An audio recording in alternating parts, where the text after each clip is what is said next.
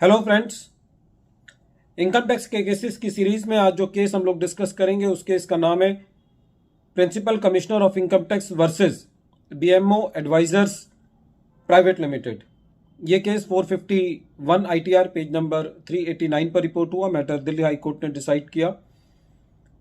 इस केस के अंदर सेक्शन 36 सबसेक्शन 1 क्लॉज आई पर मेन इशू इन्वॉल्व था।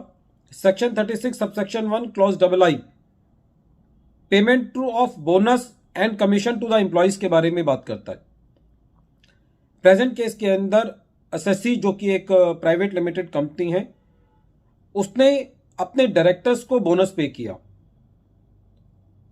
जब असेसमेंट प्रोसीडिंग्स चल रही थी तो असेसिंग ऑफिसर साहब का यह मानना था कि एक प्राइवेट लिमिटेड कंपनी अपने डायरेक्टर्स को बोनस नहीं दे सकती और ये बोनस इनकम टैक्स एक्ट के अंदर एक डिडक्टिबल एक्सपेंडिचर नहीं है। During the year under consideration SSC ने अपने डायरेक्टर्स को बोनस दिया और जो बोनस दिया वो उन सर्विसेज के अवज में दिया जो कि सर्विसेज कंपनी के डायरेक्टर्स कंपनी को दे रहे थे। लेकिन असेसिंग ऑफिसर साहब का यह कहना था कि डायरेक्टर्स को बोनस नहीं दिया जा सकता और यदि वो बोनस दिया गया है तो वो एक डिडक्टिबल एक्सपेंडिचर नहीं है।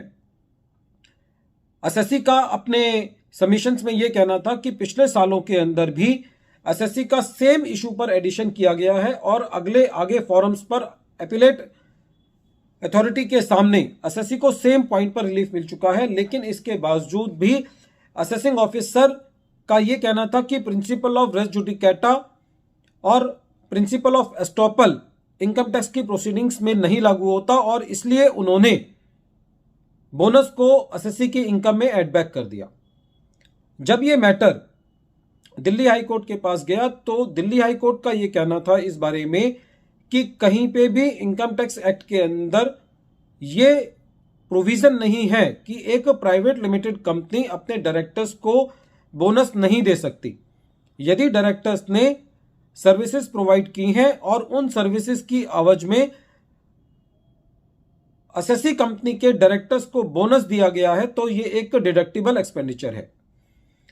दूसरा जो पॉइंट था, जो डिपार्टमेंट की प्ली थी कि प्रिंसिपल ऑफ रेस जुडिकेटा और principle of estoppel income tax की प्रोसीडिंग्स पर लागू नहीं होता, उसके ऊपर दिल्ली हाई कोर्ट का यह कहना था कि यह बात सही है कि स्ट्रिक्ट सेंस के अंदर प्रिंसिपल ऑफ रेस जुडिकेटा और principle of estoppel income tax की प्रोसीडिंग्स पर लागू नहीं होता, लेकिन साथ की साथ जो प्रिंसिपल ऑफ कंसिस्टेंसी है उसको भी डिस्टर्ब नहीं किया जा सकता यदि फैक्ट्स एंड सर्कमस्टांसेस पिछले सालों से और इस सालों में सेम है। Basically principle of res judicata ये कहता है कि यदि कोई इशू डिसाइड हो गया है तो अब उस इशू के ऊपर आगे जो है वो लिटिगेशन नहीं होगी। लेकिन इनकम टैक्स के अंदर क्योंकि दूसरे सालों के अंदर डिफरेंट ईयर्स के अंदर फैक्ट्स एंड सर्कमस्टांसेस चेंज हो सकते हैं तो principle of res judicata strictly allow नहीं होता। लेकिन साथ ही कोर्ट का यह कहना था कि प्रिंसिपल ऑफ कंसिस्टेंसी की बहुत महत्ता है। यदि सेम फैक्ट्स एंड सर्कमस्टांसेस हैं और एसएससी ने पिछले सालों के अंदर भी अपने डायरेक्टर्स को बोनस दिया है और वो बोनस जो है वो आगे अपील्स के अंदर एसएससी को उस पॉइंट पर रिलीफ मिला है तो इस साल भी एसएससी की उस पॉइंट पर एडिशन नहीं की जा सकती। दिल्ली हाई कोर्ट ने सुप्रीम कोर्ट के एक महत्वपूर्ण फैसले का हवाला देते हुए ये कहा कि it is not appropriate to allow reconsideration of an issue for a subsequent assessment year if the same fundamental aspect permits in different assessment years। कहने का मतलब यदि कोई एक इशू पिछले सालों में हो चुका है तो उसको अब करंट ईयर के अंदर डिस्टर्ब नहीं किया जा सकता।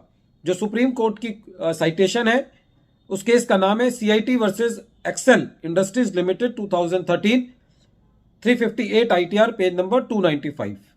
तो इस केस से यह कहा जा सकता है कि यदि कंपनी ने अपने डायरेक्टर से सर्विसेज ली है और उनको बोनस पे किया है तो इनकम टैक्स एक्ट के अंदर वो बोनस एक डिडक्टिबल एक्सपेंडिचर है। वीडियो के अंत में एक बार फिर मैं केस का नाम रिपीट कर रहा हूं। केस का नाम है principal commissioner of income tax versus BMO advisors private limited. ये केस 451 ITR पेज नंबर 389 पर रिपोर्ट हुआ। मैटर दिल्ली हाईकोर्ट ने डिसाइड किया और इस केस का जजमेंट बहुत ही रीसेंट जजमेंट है, 2023 का जजमेंट है। Thank you friends.